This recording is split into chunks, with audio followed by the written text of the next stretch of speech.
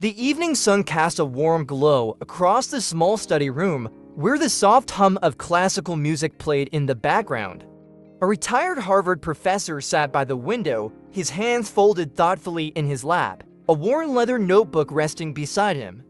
After decades of teaching, researching, and guiding bright minds through the complexities of life, he had arrived at a stage where reflection had become his daily ritual. His words, once reserved for lecture halls and conference rooms, now found their way into a more intimate space, a message not for students or scholars, but for those who, like him, had reached the autumn of their lives. These weren't academic notes or theories, no footnotes or references. Just truths etched by time, softened by experience, and sharpened by the clarity that only aging can bring. And tonight, he felt compelled to share them not as a lecture, but as a conversation from one elder soul to another. If you're in your 60s or beyond, he began gently, and you're still making the same mistakes you made at 40, life in old age can become very difficult, sometimes even miserable. He paused, his gaze drifting to the golden light filtering through the trees outside, but it doesn't have to be that way. He leaned forward as if sharing a secret. Let me tell you a few things I wish someone had whispered in my ear when I first noticed the gray in my beard.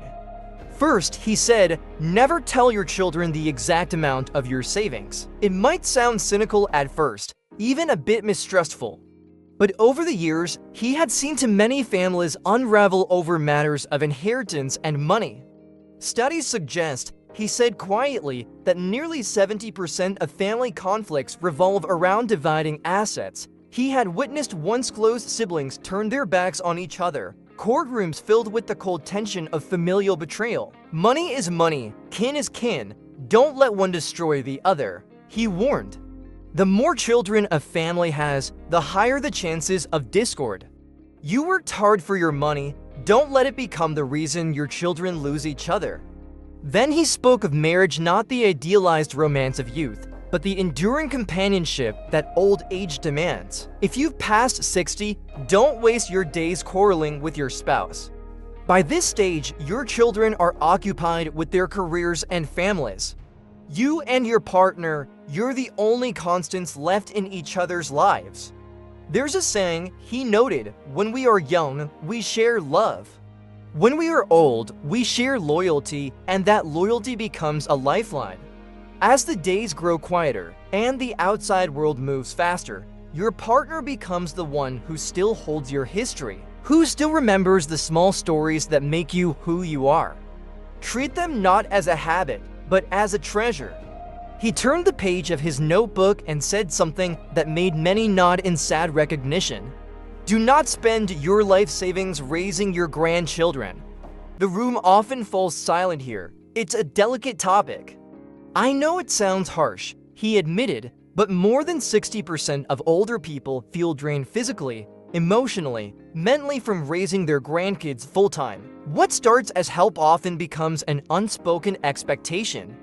The younger generations don't always understand the toll it takes.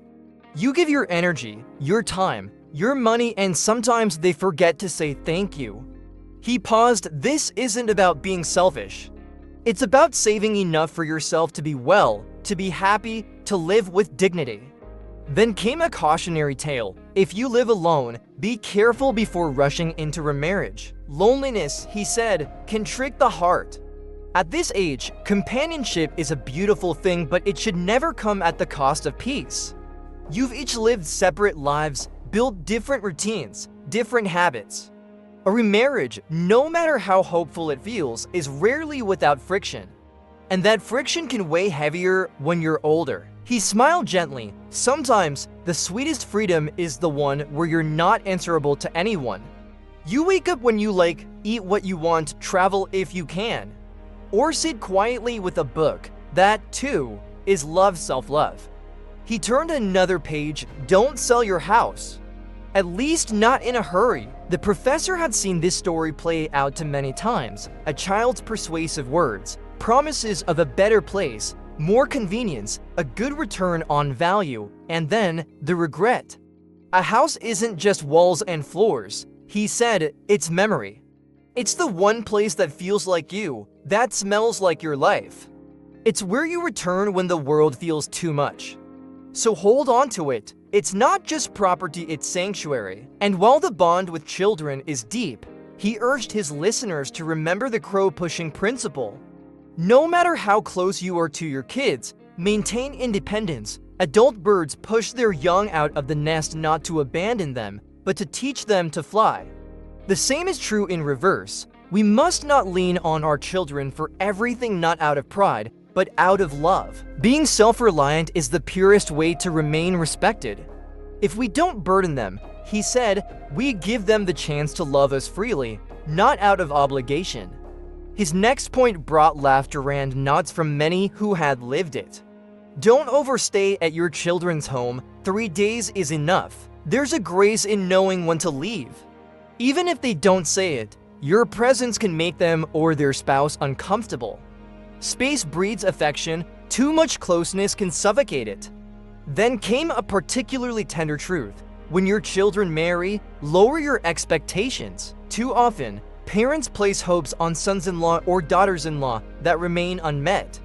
The more you expect, the more you open the door to disappointment, he warned. Let them live their lives. Give them space to rise or fall on their own. You raise them well, trust that. His tone softened again. Don't let worries rob you of your sleep. Don't interfere in your children's decisions, homes, cars, jobs unless they ask. Don't get entangled in family politics or disputes over inheritance. And definitely don't get involved in your friends' relationship dramas.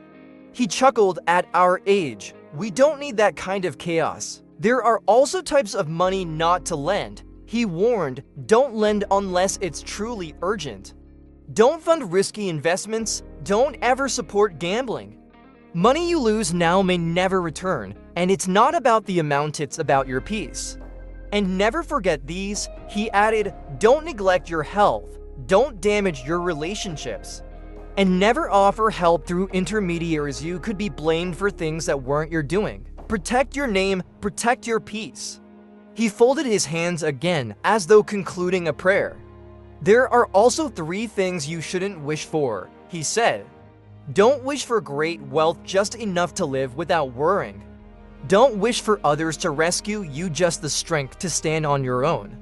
And don't wish for gratitude, just a clean conscience. Words, too, must be used carefully. Don't lie, don't threaten, don't wound with your speech. Our words carry great weight, especially now, and don't carry old anger. It poisons only you. Don't chase youth that's gone. And don't turn yourself into a bank that never closes. Use your money to live. But, he said, there are also 3 things you must never give up. Your desire to look presentable, your kindness, and your joy. Keep smiling, keep laughing. Keep your heart light. Lastly, don't fear aging.